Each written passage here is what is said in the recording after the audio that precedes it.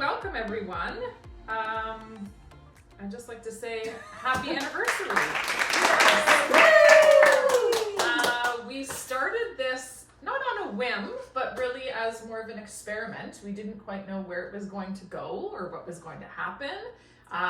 But the feedback that we've received has been amazing, and it's kind of kept the momentum going. So we're going to continue and run with this. People seem to be liking it. Yeah, thank you everybody for all the feedback. We love it.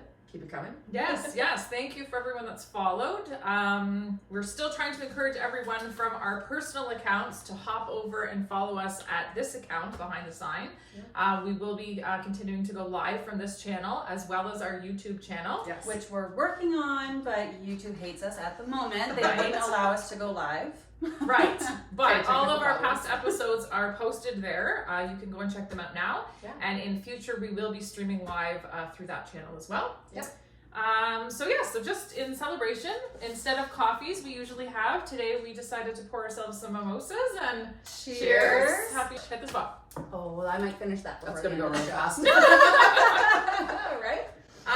Also in anticipation of today's episode, we did run a giveaway for a $300 value, an interior design consultation with the lovely 𝗪𝗼𝕎 Interiors. This is where we are on set today as well. She's so graciously lent us her space again for today's episode. Mm-hmm. So we had some great entries we wanted to do live, so I've taken everyone that has entered, put them into a piece of paper.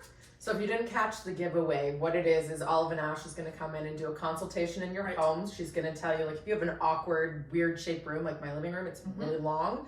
What's the best use for it? Where would you place your couch? Where would you place this? Just give you a consultation, designer to come in and be like, hey, this is how you make your house look beautiful, functional. Not necessarily so that you're staged to sell, but to just make a functional room that looks pretty. I mean, I want it. You probably do too. Sorry, incoming call. We cannot talk on the phone right now.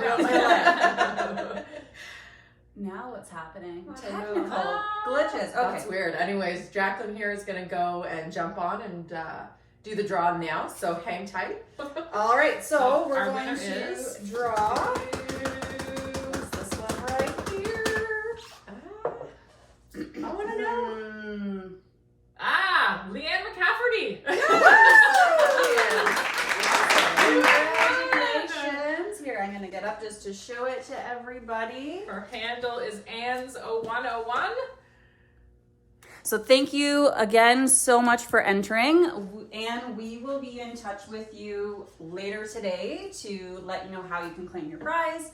Awesome. And we'll go from there. Right. We also just wanted to do a shout out today too, being our anniversary episode. We obviously shouted out to 𝗪𝗼𝕎, who's been so gracious to allow us to use her front room and makes these beautiful setups every month for us. Yes. But also to say it with Stacy, aka Embrace Photography, aka I Said Yes, for also allowing us to use her studio, providing us with those awesome coffee mugs and stuff that we use. Being a huge supporter, just in general. Yes. Supporter. Yes. Yeah. So thank you to both of you. We are so lucky and gracious to have you as part of the community in general, as friends and colleagues, and we really appreciate everything you've done. Yeah. Thank you. I guess we will digress into what we wanted to talk about today. Usually every month we go over the most recent stats for the past month, so that would be September. The start of our general fall market. And I think just to kind of guide where we're going here, we wanted to not only do Orangeville and Shelburne specific, but also to kind of give a general overview of Dufferin as well. Sarah's going to do that, and then we'll kind of see where the conversation goes and talk about some of those headlines that we keep seeing and how that applies to us here. So, surprisingly, me personally, I felt like August was a little bit quiet, but we actually had the same number of transactions in August that we saw in September. So I don't know if it just, showing activity just seemed to be a lot more in September, and I guess we saw more inventory come on, but I don't know, maybe that's just me, but I was kind of surprised by that. That's my personal experience with those numbers, is there are more showings happening, whereas before we were only getting maybe 2 or 3 people through and then they would purchase. Right. But now we are seeing more showings. There is just, I think that correlates to the amount of inventory, Right. which you're going to speak to in a second. Right. So obviously the numbers would be a bit higher. People have more options, so they're looking at more houses. Yeah, taking a little longer, which I guess, days on market, like we were used to seeing like a week, 2 weeks. We're over a month, so it's 35. We have 73 active listings during the month of September and 44 that sold. So that translates to almost 2 months or just under 2 months of inventory.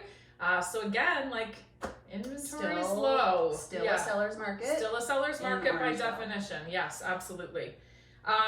Price wise also was interesting.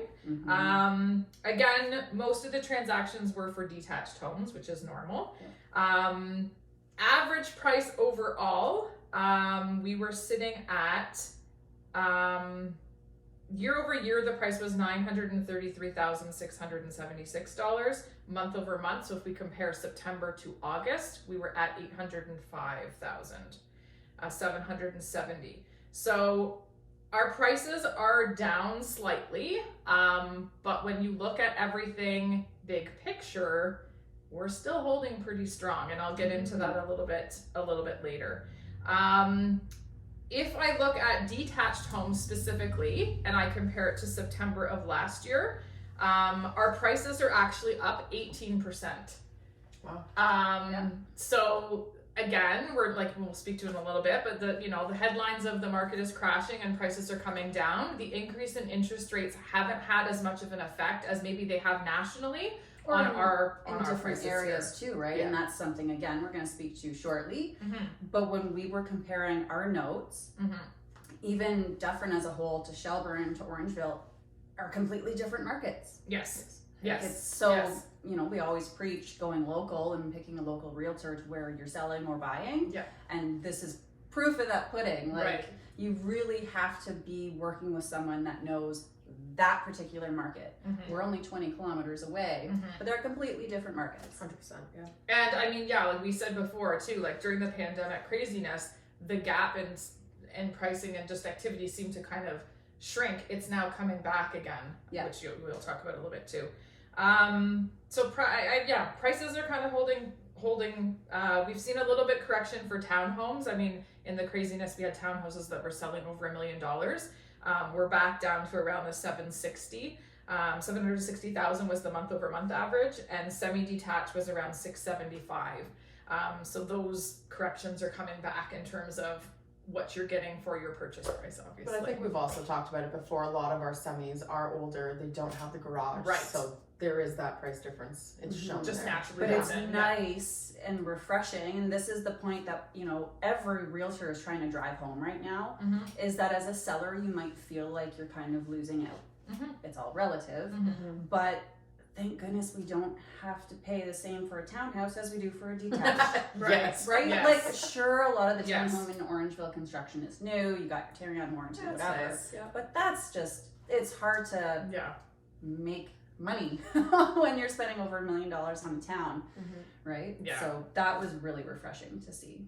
And I mean, I guess if you talk about the affordability perspective too, like everyone was crying about how, this is terrible, like how are first-time homebuyers ever going to get into the market? Well, generally they climb the ladder, right? So they're purchasing a condo, they're purchasing a town. Well, great. This has come back into play here. Like that is now becoming back to the more affordable choice. You're not buying a forever home in the townhouse. Right. So before the hate comments start about that 700,000 being affordable. Right. It's inflation, guys. Just like when we were younger, our minimum wage was $6 an hour, and now it's 15. That's just, these are not going to go much further down, in my personal opinion, anytime soon. And the year over year is very interesting. That's for sure. I guess to just break things down into perspective a little bit more, I went back to September of 2021 as well. So we were sitting at 30 active listings in September of last year. We're now at 73. So there's that change in inventory. But we had 44 sell this past September and 47 sell the September before. So Still the same amount of. Still the same amount of transactions happening. Yeah. Interestingly enough, so I guess that just speaks for itself with supply and demand, right? The demand is still there driving things. Yeah. The buyers are So still no matter there. how much is available on the market, the transactions are still happening.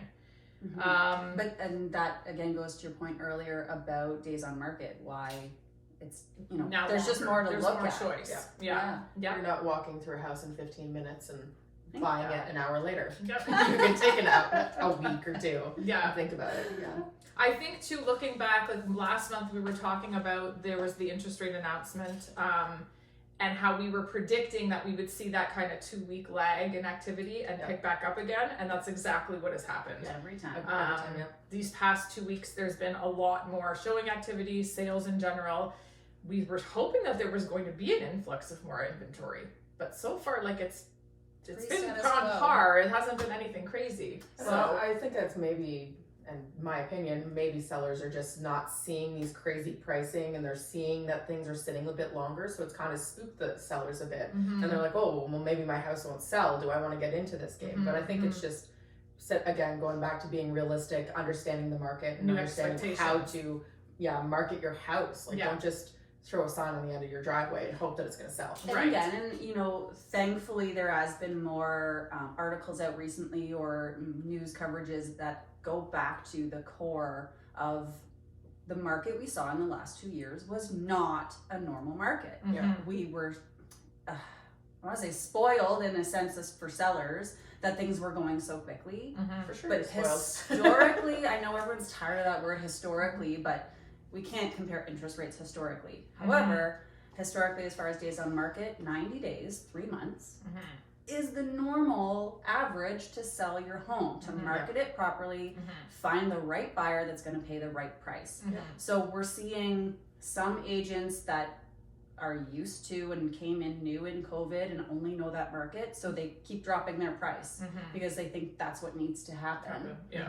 Please make sure you're using a local agent that is really, really focusing on the appropriate list price from the beginning and be patient. Yeah. There is no need to give your house away. Our list, do you have the ratios? List to sale price? I do not have that because the official Trev report was Wasn't not out yet. out yet. Well, for Yes. Dufferin, when I pulled the numbers, it said 96%. There you Yeah, go. they're really, Yes. and what I found, like when you broke those numbers down, when I broke those numbers down for Shelburne, that 4% difference is coming from like the multi-million-dollar properties. Right. Anything that's under $1 million is 99% of list price.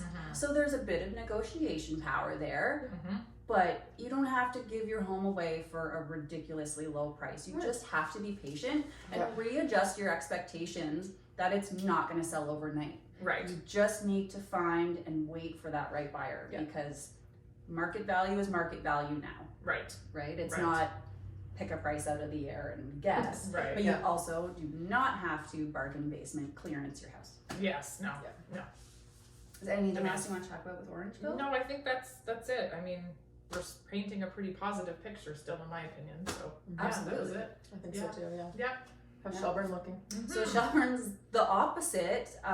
So usually you talked about how it kind of creeps its way up. So with Orangeville picking up and still being, it's the number of sales are picking up, things like that, right? The prices are leveling out. Shelburne is actually in a buyer's market. We have been for a couple of months because we're sitting at about 7 months of inventory right now.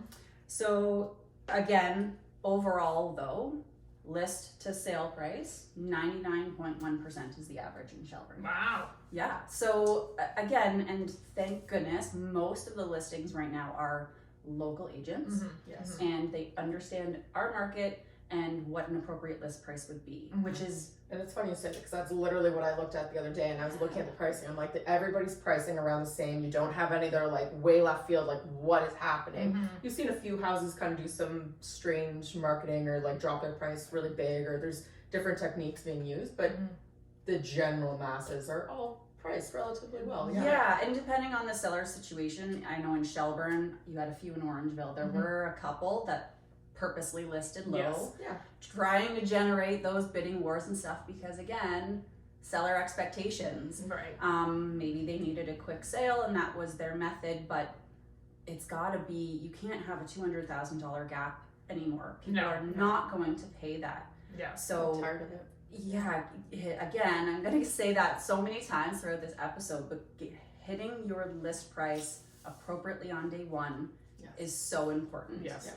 And it takes a lot of research for us right now. 100%. Yeah. So while you may not agree with your realtor, that's a conversation that needs to be had if you feel it's worth more or less. Mm-hmm. However, we put so much time and energy into figuring out what the buyer wants to pay. Yeah. At the end of the day, your house is only worth what the buyer's buyer willing to pay. is willing to pay. None of us are purposely going to come in to try to overprice your home. Well, maybe not none. Maybe they need the listing and they are telling you this great inflated price. I mean, of us in And this of room. us, we'll do that because it does us a disservice. It brings down our stats. Yes. It makes us look bad. Yes. And then we got to go crawling back to you to say, oh, we got to lower your I hate price. that conversation. I don't want to have that conversation. No. I want to come in and give you Sometimes information that's worth. You're listed and the market pivots. And Yes. you have to have that Yes. conversation. And that's not what we're talking about. No. We're talking about trying to get extra for a property right now that should have been listed $50,000 lower to begin with. Right. We pretty much have a good feel now on what numbers are. Yeah. So that being said, average detached right now, Shelburne, is $846,000. Now, Jessica talked a lot about year over year, you know, all these headlines, the market's crashing, we're losing all this money. Year over year, the average detached was $813,000. Mm-hmm. So we're actually still above last year's detached average, which is great. Yeah. If we go back to look at March of 2022, which is when they started doing the interest rate increases, if I could speak, we've only come down 9.3%. Yeah. And so it's doing what it's supposed to be doing, but it's not an astronomical number by any stretch. So that's really refreshing to see. We had no semis sell, which oddly enough, year over year was the same. And townhomes are really close too. There was only one. It was actually my sale, which was awesome. Yes. Which brought the average to $749,900 for a town. Again, it was a newer town. And year over year, it was $714,500. So we're still up, which is great. Yeah. Total sales, again, it just goes to inventory. Shelburne is still slow. Yes. So we just seem to have that leftover inventory that just keeps continuing. Yeah. And again, it's that uncertainty that there is that extra commute from Shelburne. Yes. Gas prices keep fluctuating. So there's some other things that come into play for us as far as Shelburne. But yeah, like year over year, we had 13 sales. This year in September, we had 9. Now, where it gets interesting is the inventory levels. So this month, in September, we had 63 active. Year over year, we only had 10. Yeah, that's crazy. That's a huge jump. Yeah. So back to our point though, as a seller, if you're in Shelburne, you have 63 listings to compete with. And if you are not staged appropriately, clean, flexible showing times, and good priced pictures. on point, Good pictures. Yeah. That's huge. I came across one the other day. Half of them were blurry, and the agent's reflection was in every mirror. You could see. With his iPhone. Oh, it was painful. Oh. Yeah. But I've actually seen a few too, even that have just outside exterior photos. Like, I know there's situations where you can't. Yeah. Why would I want to go see your house? I don't even know what it looks like. Like, give me something. Yeah. Yep. So the main key point is those days are gone. You have to draw the buyers into your house. There is too much for them to look at other competition. So just make sure you're showcasing your property to its best. Yes, absolutely. I think I touched on already. We have 7 months of inventory right now, and days on market on average are 22. So not bad. No, not good. Again, I broke it down though, based on price point, and anything between the 800 and 900 mark was 12. What I found interesting was the 600 to 700 range. 600 to 700,000 in Shelburne took the longest at 58 days. Yeah, that's really so to Sarah's point, before the show, she said, well, maybe that's because they're generally more investment type properties. They require more work. And we certainly saw throughout the pandemic buyers just wanting turnkey move-in ready homes. Yeah. And that may correlate to investors feeling this uncertainty. Yeah. So Interesting to see. that's Shelburne. This is a great time to buy in Shelburne. Right. And a great time to try and get a bit of a deal with the conditions that you want, the closing date you want. You really have a lot of power right now as a buyer. Yeah. I've been trying to push a few of my buyers, like, go, it's really good right now. Yes. It is. Yeah. There's a lot of opportunity there. Yeah. Investment opportunities too. Yeah. If you're an investor, call me. Or me.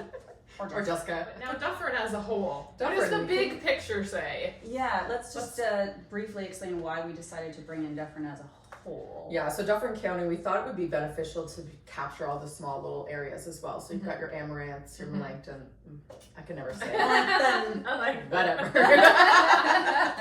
So all the little pockets within the area, like there are a lot of things that are changing the numbers in there. So when you go through the numbers, we're going to see, think of all the rural properties. We've seen a huge shift in the rural property area, whereas they were flying off the handle last year or the year before. People were stuck in their condos and they're like, I need to be free. I need 12 acres to run around. Right. It's really slowed down. It's you've seen it in the last maybe 4 to 6 months, and a lot of them sitting, a lot of them taking longer. And people are realizing how much it takes to maintain. Yeah, you have to cut grass, plow your driveway. Yeah. So I think it's just a huge shift in what people are looking for, and there has been a massive decrease, I believe, in my opinion, in the list pricing. And we're actually going to be able to see that when we go over Dufferin. So keeping in mind that this does still include Shelburne and Orangeville. So the numbers that you heard before, we're still going to kind of see that in here, but rural properties are really going to change this. And estates, because like all of them, the estate subdivisions in Mono, Right. and 𝗪𝗓𝒛th, they're not included in Orangeville because they're technically Mono. Yes. Yeah, good call. Mono. I say mono. Mono? It's not like Sarah's Mono living here her whole life. I had actually clients My mom's ask me about English, this the okay. other day. They're like, we're not from here. How do you pronounce it? I was like, I say mono, and it's like Erin and Aaron. I say Aaron. Right? Potato. Yeah. Didn't Leslie stone him out of our office? Yes, Oh, really yes, she did. did. It Yes. is mono. Yeah. It is, okay. They don't want to say Thank you, mono Leslie. because it's like the mononucleosis, yeah. the virus. Okay. Yeah, we don't have Yes. this. I mean, if it was on the reels, it's got to be true. Yeah, there you go. You've been corrected. Stay corrected, yes. All right, so back to business here. Days on market for Dufferin County in general was 36 days on average. That's close. Very close to the Orangeville, a little bit. Actually, wow. Right on par. Right on par, so that makes sense. Yeah. Awesome.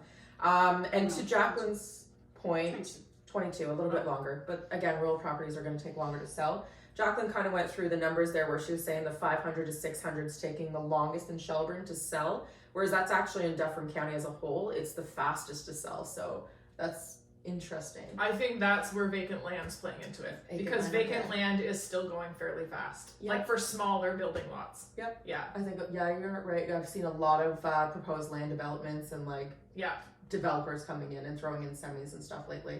So that's a lot. I think we'll see a lot of that in the next little bit with the housing shortage. Yeah. So the longest one was actually the 400 to 500 price range, which sat around 89 days. Yeah. So coming back to your point again, are they taking longer because of that, the quality of the house or the work that's needed in the house? If you're looking at a house and you're just buying a lot and you have a house sitting on it, what's it going to take to bring that house back up to speed? Yeah. Are you going to tear it down? There's costs with that, putting in, upgrades into it. So I think more of an investment area for that one. But your average, this was really interesting. So average sale price in 2022 for September was $867,484. So that's pretty significant. Like that's a good solid price range to be in a detached or average price. Probably pretty fall in on detached. par with our average detached prices. Yeah. But the big difference that really caught us here was in September of 2021, we were 1,016,404. So it was a 17% decrease overall, which also in March 2022 was 1,103. another 15-17% decrease. Which So that was like that's- the peak of the market in terms of Right. sold prices. Exactly. That's that over asking that they were willing to pay To to get have into more those. space and Yeah. no neighbors. Yeah. Which I believe that's reflecting how fast rural properties were moving Yeah. at that time and how we've seen that drop off now. And then I also think Yeah. that multi-generational homes. You're Yeah. getting into the bigger homes, the bigger properties, more opportunity to get multiple families in there, maybe moving in with mom and dad or whatever. So Right. I think that would definitely change it. But I also know, like in Shelburne especially, Mhm. because we're in the snow belt, right? Like we do get more snow than even Orangeville does. Yeah. But I feel that, I know again in Shelburne, we always have a big boom of sales, and then you see an influx about a year later of a lot of those people coming up from the city, not realizing just how different our Life weather is, is. Yeah. Like the commute really isn't too bad. Yeah. It's one road, it's well maintained. Mhm. It's the home maintenance and dealing with the wind and the cold weather up here. Mhm. it takes a lot of abuse to your home. Yeah. It does. So I think that's why there might be like a bit of a oh, Backtrack. backtrack. Thank you. I had no words. I also wonder too, is it people trying to get into the market and then being like, hey, I've built up some equity, now I want to move closer to work, and you have that equity now to go and buy down in the city. Right. If Maybe. you have any insight, let us know. Yeah. Let us know. What is it? Why do you leave the area? We're good people. Yeah. Well, more like why rural properties slowing down. Mhm. I think some of that is just back to the call back to the office too, right? Like a lot of people were working from home and were able to get away with that, and now are being called back, so it's changed their plans a little bit. I don't know how much that's really affecting it, but I don't know. I don't have much of another explanation. I could definitely see It's that just though. speculation. Yeah. In a year from now, we'll probably understand. Yeah. Look back. Hopefully a little bit sooner, but Yeah. so overall though, we are definitely seeing that rural properties are switching things up, and to Jessica's point, we're kind of around that 20% decrease from March and September, but otherwise it's still a good market, still very strong. Mhm. Wasn't really too much more to go on except for the overview there that we're still in a healthy market. We're still healthy, yeah. Things are still stabilizing. Yeah.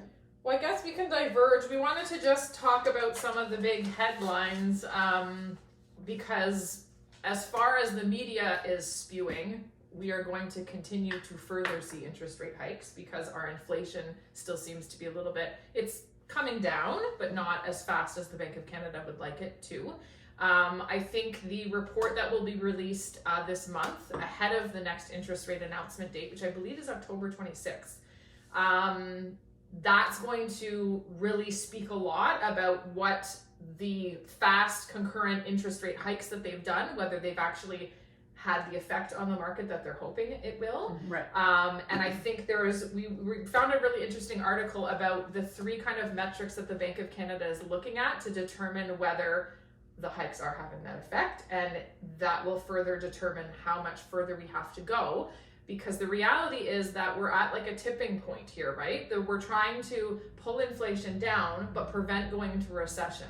Right. And as Sergo posted the other day, as soon as we start to point towards recession, interest rates are going to start to come back down to level that playing field back out. So Sarah and I actually were so lucky enough, unfortunately Jacqueline couldn't make it, but I had a friend that invited us to her general meeting, and there was a global economist from BMO that presented, and really painted in very layman's terms what is happening in global economics and what they're predicting to see, and kind of made us feel quite smart. Actually, we came out of there thinking, we're kind of on the right track here, and what we've been digesting and discussing and talking about and predicting is kind of starting to play out just as we thought. So I think obviously the thing that affects us the most, and what we gathered from this article as well, is we're trying to take the froth, so to speak, off of these inflated prices, and the Bank of Canada wants to see that demand in terms of price level is going to come back down, which obviously affects affordability and makes life better for everybody. In our local market though, yes, we've seen some impact, but I don't think it's not had as big of an effect as what they were hoping just yet. And again, maybe that's in the ours. GTA Yeah. and the major Right. the major cities. Right. So there definitely, but there are definitely pockets that aren't, because when you go onto the real estate forums and you see all the other realtors and you listen to the realtors that are working down the city, right. some of them are feeling the effect and some aren't. Like there's still it is so niche. 100%. Right. One neighborhood to the next. Once you get more into the Greater Toronto area, Yeah. one neighborhood is still is into a buyer's market, and the other neighborhood is well into a seller's market, and multiple offers are back. Yeah, it's still happening. When I went back to kind of look, like just to spew some more stats, when I went back to look at where we were in March, which was the height of the market, and when all those hikes started to happen, so we've 3% overall, they've increased the variable rates. Generally speaking, there was a stat that was told to us, or Not we the came variable across. rates, it's the prime overnight rate. The overnight lending rate. Sorry, yes. That's something we want to talk about too. Is the difference in all these numbers. Because we are not mortgage specialists or Yeah. economic specialists. We're just trying to make sense of the world around us and how it applies to our real estate market and how then we can better consult our clients. But when we're talking about removing the froth and bringing prices down, which we just told you is happening, stabilizing now, but has happened. In terms of how far we have to go in order for them to see that this demand is leveling off, we still have very far to go. Because if we go back to March of 2020, compared to prices now, so March of 2020 was pre-pandemic, which is when we start to see inflation take off, we are 65% up in average prices. Yeah. So we've come down 20, we still have 45 to go. But that's if we think prices will ever get that low again. But that was to my point. I don't think it will. I don't think I so don't either. think we will ever go back. It's like what we're seeing now is that demand is not slowing for our local market. No. It is going to continue to be a good investment in real estate in Dufferin County. Yeah. Well, I believe that real estate in general is always, but to the point of demand, we have 40,000 people coming into the country every year. We've got a massive generation of people millennials trying to buy. Right. They need to move out of mom and dad's house. They need to go in, and they're creative. They've been saving. They've been getting mom and dad to still help them. Like, these people are still getting into the market. They still need somewhere to live. We are always going to have that demand until the building infrastructure gets changed, and we're years away from being able to provide for that. And will we ever? Will we ever? I don't know. We have land, but to build and get supplies in is impossible. Well, that was the next point, was that the effect on the global supply chain. Everyone's talked about, we were saying this before, lumber and concrete and all of those things. At the general meeting we were at, it was actually for the Concrete Association, and they were very well aware and expressing how hard their industry has been. They just can't keep up with demand.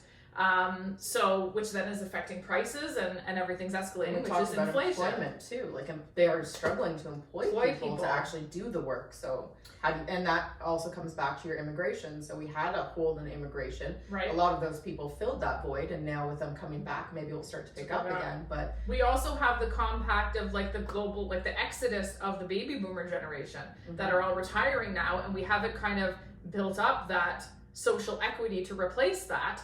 Well, that goes back full circle to the housing issue, because there's not enough like adult lifestyle places where they either they're going to stay where they are, or they're going to live in with children. Multi-generational. Yeah, because like we have 2 communities really in all of Dufferin that are designed specifically for that interim. Like, you don't want to go from your own home right into a nursing care home. Can I also say that those are really expensive, those ones? They are, but they're condo and they have a lot of amenities and the houses up behind the dealerships.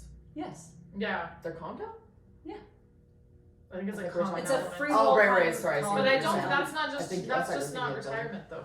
No, it's. Oh, I thought it was. No, it's like geared to, but you don't have to be a certain age to get in. Yeah. Interesting. Yeah. We just kind of locally know it as that. As that. It tends to appeal to that. Like a gated community, but it's not. Yeah. Interesting. Sorry, I threw you off there. And me too. Not bad. This is what I think I was just saying that the Bank of Canada, we were talking about demand that they want to see going down, that the supply chain disruptions are being corrected a little bit, and how fast it's going to cool prices. But then we have another external factor, which is the war in Ukraine, that's impacting all of this stuff. That, yeah, I guess my point is that there's a lot of things to factor in and to take into consideration, and it's not as simple as just we're going to raise interest rates, and we know that it's going to have this effect. Right. Can we just recap 1, 2, 3 what those 3 points were they're looking at? It was demand in housing has gone down, that global supply chain disruptions have been corrected, and then the third one, which we haven't brought up yet, but we'll talk about now, is the overall psychology. Are we thinking that inflation is under control? Are we panic buying things? Are we being conscious of our spending and we're pulling back on frivolous spending on things that we don't need to do? Save. Because that in the long run is what's affecting the supply chain. Yeah. Yes, those 3 metrics is, and with this report that's going to be coming up here next week, we'll really start to see where we are. And last time when we looked at the numbers, we were sitting at, what was the inflation number again? 7%, and we need to get to 2. Yeah. So we're still quite a ways away from being able to fix that. So Yeah. realistically, and my opinion, and a lot of experts are saying, and don't quote me on this, but 12 to 18 months before we start seeing a balanced. So we're in for a little bit of a long haul, and it's not a bad place to be. Like they say, millionaires became millionaires because they bought when the pricing was down, and real estate is always meant to be a long-term haul. It's not buy and sell the year later and become a millionaire. It's you buy them and you sit on them for 20, 25 years. So if you're buying right now and you're buying at a higher interest rate, in 2 to 3 years as interest rates come down, you can refinance and you can rework those numbers and make it affordable. And then again, you're growing your equity in your home and keep that for a long term. You also need to look at not the interest rate. You're not looking at the sale price. You're looking at the affordability. What can you afford carrying costs today? Can you sit down and say, you know what? I can afford X amount of dollars monthly on my housing, on my electricity, on my blah, blah, blah, my groceries, my car payments. Is it affordable to buy right now? And that's where we should be focusing, not on what the big numbers are, because they always change. Those numbers change. And again, any investor is first and foremost looking at return on investment. And the best way to get the best return on your investment is to buy low. Right. So if we feel that we're approaching that plateau of pricing, then interest rates seem high at the moment. But I mean, when I first bought my house, they were up at 5.5%, 5.45. They fluctuate, but that's the point. That is not a static, never changing aspect of buying a home or buying an investment property. Your purchase price, however, that's it. You get one shot to get the best deal at that house. So like Sarah said, take into consideration what your monthly affordability is, and don't sit around waiting for interest rates. They fluctuate. Best thing you can do is educate yourself, speak to lenders, speak to mortgage brokers, speak to realtors about what your options are, because your mortgage is not set in stone forever for the rest of your life. You may be able to get an opportunity to refinance down the line. Maybe it's partway through, maybe it's not till the end of your term. Maybe you can do a longer amortization to lower your payments. There's a lot of options. And I think a lot of people don't realize how many options. So talking to people that are very well educated and very well diverse in the different options, like mortgage brokers, I find are full of wealth and information, and they can really give you different aspects or avenues you've never even considered. Like I think Jess and I talked months ago about like all these different things that you could do with your variable rate, and I was like, what? You could do that? So there's a lot out there that's available for you to help you and make the best possible options. But I think also what a lot of people, for anybody that bought in the peak season or bought when the market was high, don't panic. It's okay. Like, yes, eventually you're going to have to re-sign your interest rates, and most likely they're going to be down in 5 years from now, because we're going to have that 2 year and they need to come back down to get the economy back up again. So again, they fluctuate. Don't panic. You still bought a great house, and think of it 20 years from now. You might have bought at the higher end of this certain season. Yeah. But in 20 years from now, it's going to be worth even more. So you're in the market, and that's what's important. You bought, you're making money. Yes. Yeah, like if we go back to that what we were saying before we came on the air, if we go back to our general 5% appreciation on an investment, well, if you bought in April at the peak or March at the peak, and yes, okay, we're down, what did I say, in Orangeville specifically, if you bought a detached home at the peak and we're down 9%, well, you're probably we're planning on flipping that house within a year anyway. Exactly. So holding on to it for the standard 3 to 5 years, you're still going to be okay. Yeah. Yeah, it's not as bad as what. Some people, Yeah. feeling the pinch are investors, the ones who Yes. bought really high. To flip. Not even to flip, to rent.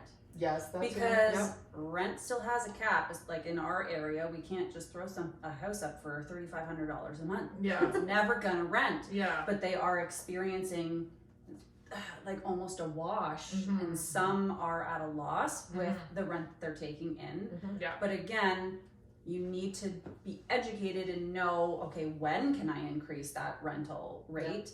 How do I do that, and by how much can I do that? Right. Those are very specific legal things that you need to research in the Landlord and Tenant Act. Yeah.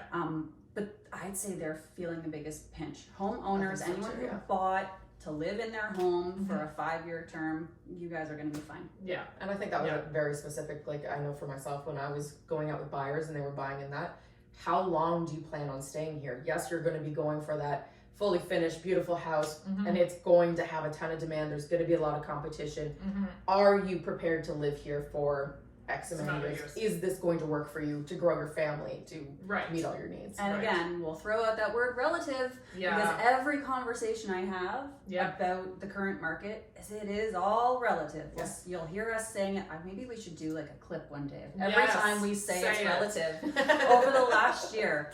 Maybe you did buy 3-minute long high, video. and you will have, if you need to sell that house, you're going to sell on par, maybe a little less, but you're going to be buying Mhm. on par or a little less too. Mhm. It's all relative. Yeah. At the end of the day, to Sarah's point, it's affordability Right. and Yeah. getting the right house that you want. Yes. Right. That's a big thing that's being missed. And right now now. you can Yes. get that. Yes. You can get that. Again, Yes. the conditions you want, you can have that inspection and make sure you're getting a sound property. Mhm.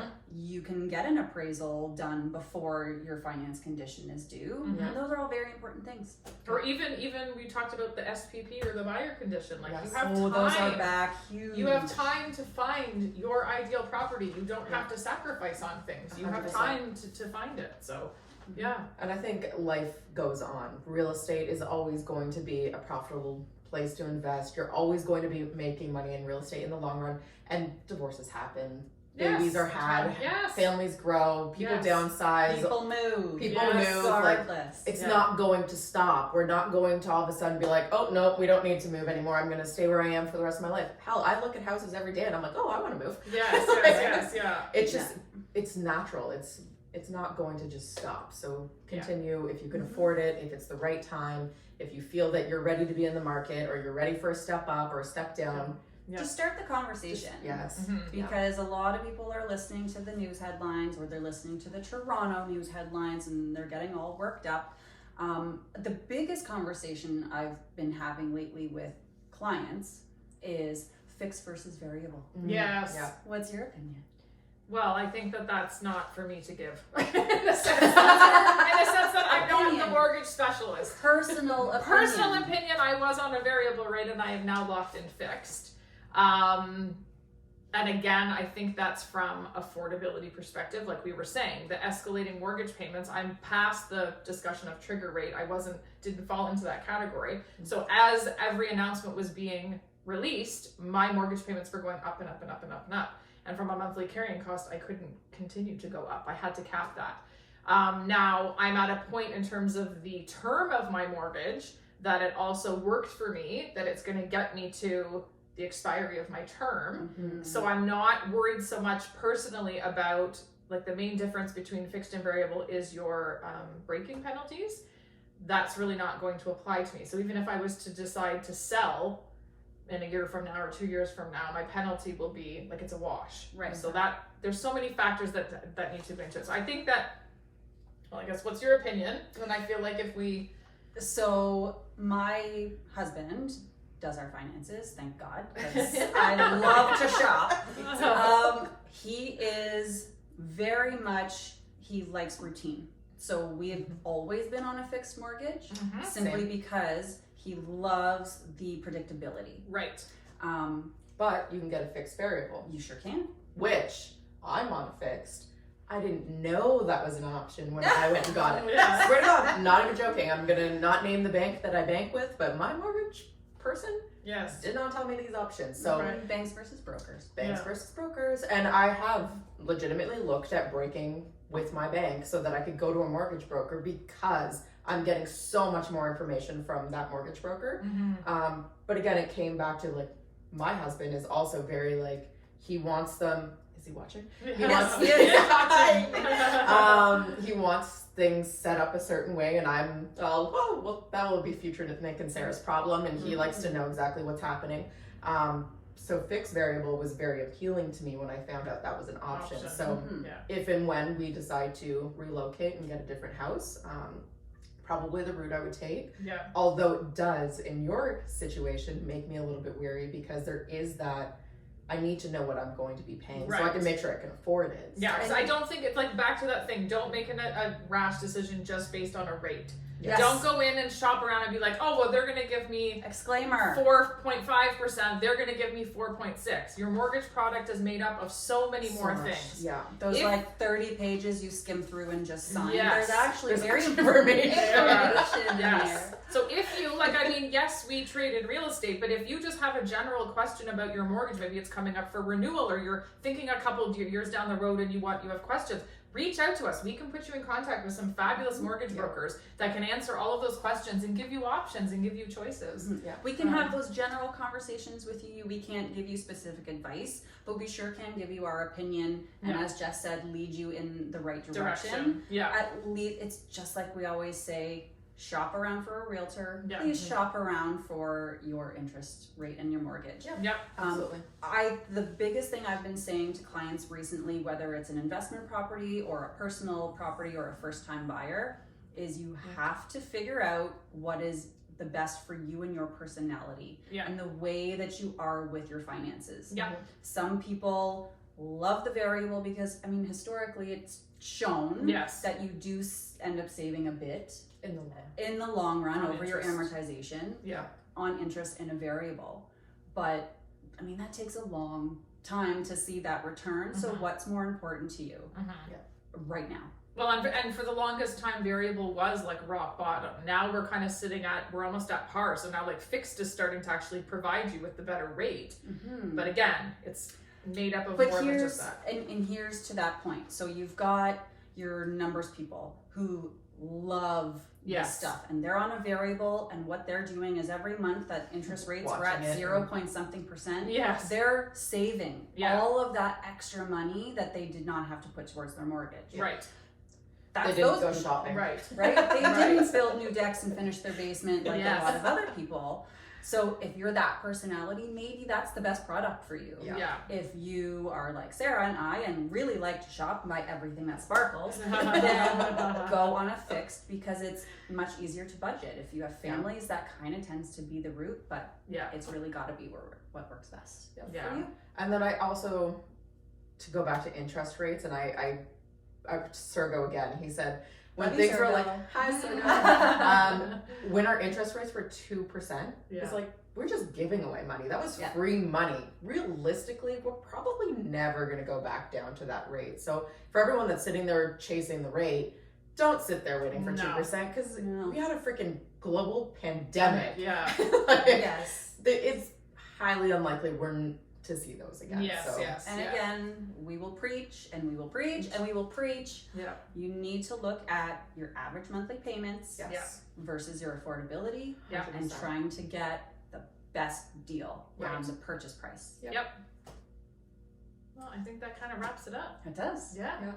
But overall, it was really nice to be able, when we were discussing over the last couple of weeks about the show and what we're going to discuss on the show and pulling out our research, it was not doom and gloom, and it was so refreshing. Yes. I mean, because we're affected by that too. Like, that's all we're inundated with every day. And our inboxes is like the new headlines and things like that. And it is hard to kind of sift through and make sense of it all and put it into perspective. There were a couple months where we couldn't make sense of it. Like, no, the market's adjusting. Yes. We're adjusting along with it. Yep. But we definitely did not see as many price adjustments in the last 30 days as we had in the previous 60. Oh, 100%. Like, we went through that crazy time of no one seemed to know how to price a property. Well, how do you price a property, right? It's just, well, they didn't want to pay that price. Let's try this. Because generally you're looking at past sales, but that wasn't relative anymore. So, and very few to pick from anyway. No. I think we're almost going back to like the year before and being like, well, what happened here? Yes. It makes sense though. The numbers are still in line with each other with last year. So right. Definitely, we're on the right track. Yeah. On that note, that wraps up our show, I think. I think so, yes. I was going to do another cheers. I'm so sorry, it was so good. Sarah's I got much sip left.